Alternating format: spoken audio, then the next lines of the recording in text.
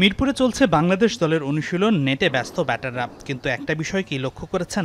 যে ব্যাট দিয়ে খেলছেন ক্রিকেটাররা, সেটা স্বাভাবিকের চেয়ে ছোট। নিবিড়ভাবে পর্যবেক্ষণ না করলে বিষয়টি বোঝা কঠিন। ইচ্ছে করেই ছোট ব্যাটে ক্রিকেটারদের অনুশীলন করিয়েছেন টিম ম্যানেজমেন্ট। উদ্দেশ্য টার্নিং পিচের সাথে মানিয়ে নেয়া। কিভাবে spin bowling coach Mushtaq Ahmed দিয়েছেন ব্যাখ্যা।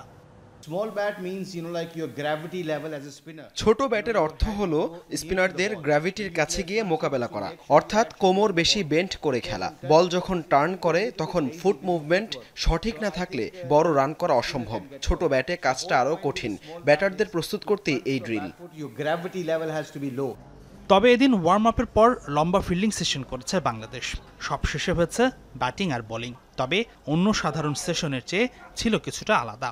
ব্যাটিং শুরুর আগে সব ব্যাটারদের জড়ো করে হেড কোচ ফিল সিমন জানিয়েছেন তার পরিকল্পনা। সোমবার বাউন্ডারি কিংবা ওভার বাউন্ডারি নয়, স্ট্রাইক রোটেশনকে প্রাধান্য দিয়ে করা হয়েছে ট্রেনিং। ম্যাচের পরিস্থিতি বিবেচনা করে নেট সেশনের পরিকল্পনা সাজিয়েছেন সিমন্স। বিশেষ গুরুত্ব দেওয়া হয়েছে মিডল ওভারে সিঙ্গেল ও ডাবলস বের করাকে। এমন সময় স্পিনারদের ফিল্ড পজিশন কেমন হবে সেটাও ধারণা দেওয়া হয়েছে। প্রথম ম্যাচের মতোই এই ম্যাচেও থাকছে মিরপুরের সমালোচিত কালো মাটির পিচ। দ্বিতীয় ওয়ানডেতে পিচটা কেমন সেটা অধিনায়ক মেহেদী হাসান মিরাজ নিখুঁতভাবে বোঝার চেষ্টা করেছেন কিউরেটর টনি হ্যামিংকে সাথে নিয়ে। মিরপুরের পিচ নিয়ে সমালোচনা হলেও মুশতাক আহমেদ বলছেন এমন পিচ আছে সারা বিশ্বেই। When Anil Kumble got 10 wickets in innings against us, I played that game. So even that was worse than that.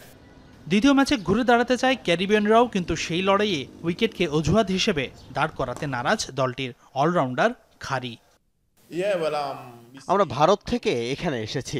উপমহাদেশের কন্ডিশন এমনই, আমাদের দেশেও এমন পিচ আছে। উইকেট নিয়ে অজুহাত দেবার সুযোগ নেই, আমাদের মানিয়ে নিতে হবে।